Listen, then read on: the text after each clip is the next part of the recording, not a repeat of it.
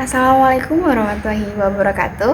Hai teman-teman, pernah nggak sih kalian bingung kenapa kita bisa hitung jumlah zat dalam reaksi kimia hanya dari massa atau volume? Nah, semua itu bisa dijawab lewat satu cabang penting dalam kimia, namanya stoikiometri. Di video ini, kita bakal ngobrolin gimana sih konsep mol bekerja, gimana caranya menentukan rumus senyawa, sampai ke hukum-hukum gas yang sering muncul dalam soal. Tenang aja, kita nggak cuma ngafalin rumus, tapi kita juga paham cara kerjanya. Yuk kita mulai. Supaya kamu nggak bingung, ini dia poin-poin utama yang bakal kita bahas. Yang pertama ada konsep mol, yang kedua ada penentuan rumus kimia, yang ketiga ada koefisien reaksi, dan yang keempat ada hukum-hukum gas. Oke, kita mulai dulu dari pondasi paling dasar dalam stoikiometri, yaitu konsep mol. Jadi gini, bayangin kamu beli telur 1 lusin, berarti kamu dapat 12 butir kan? Nah, dalam kimia kita juga punya lusin versi ilmiahnya, namanya mol.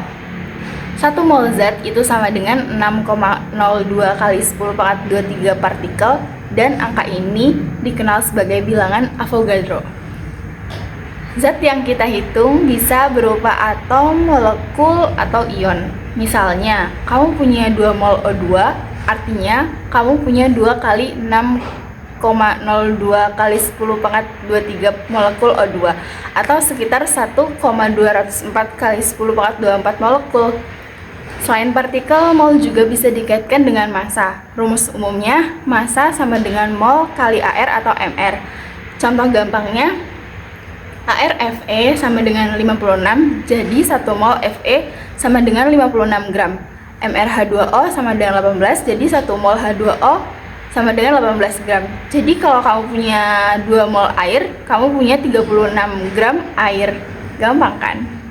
Coba bayangin, kamu niup balon, balonnya bisa gede atau kecil tergantung jumlah udara, suhu, dan tekanannya. Nah, konsep yang sama berlaku buat gas.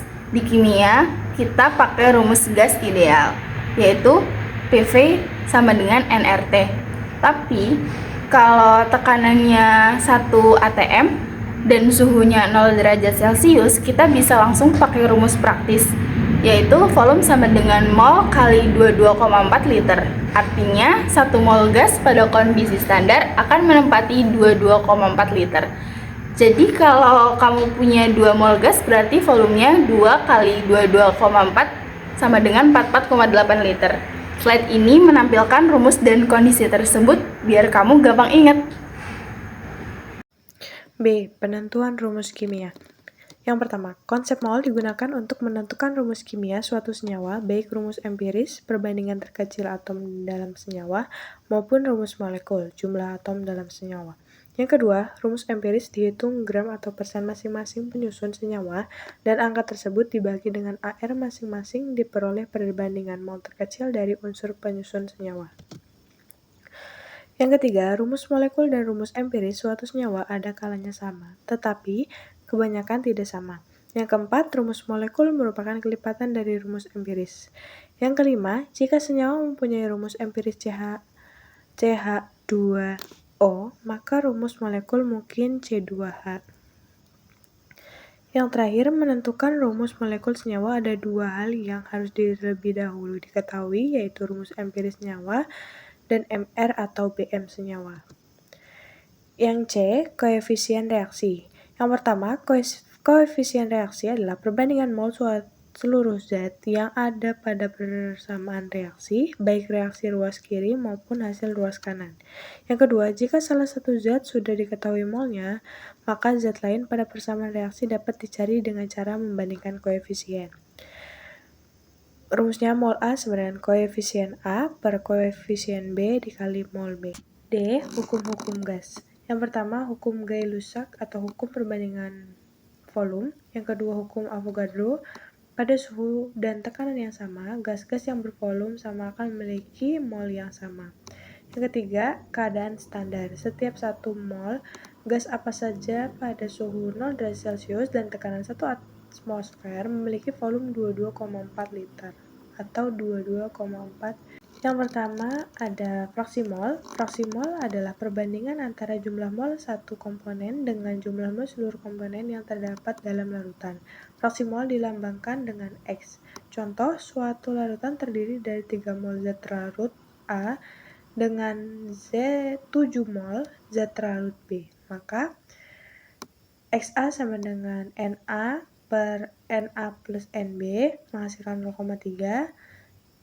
XB-nya menghasilkan 0,7. XA plus XB sama dengan 1.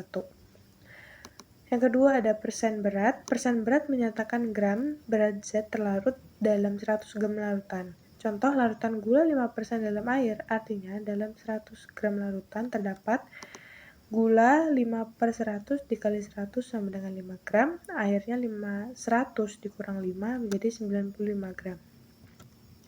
Yang ketiga ada molalitas. Molalitas menyatakan mol zat terlarut dalam 1000 gram pelarut. Untuk molaritas menyatakan jumlah mol zat terlarut dalam 1 liter larutan. Untuk normalitas menyatakan jumlah mol ekivalen zat terlarut dalam 1 liter larutan. Untuk asam, 1 mol ekivalennya sebanding dengan 1 mol ion H+. Untuk basa, 1 mol ekivalennya sebanding dengan 1 mol ion OH-. Antara normalitas dan molaritas terdapat hubungan, yaitu N sama dengan M dikali valensi. Kesimpulannya, perhitungan yang bersangkutan dengan partikel tersebut disebut stoikiometri atau pengukuran partikel. Partikel berupa atom, molekul, ion, elektron, dan lain-lain, sedangkan pengukuran berat, volume, jumlah partikel, dan besaran kuantitatif.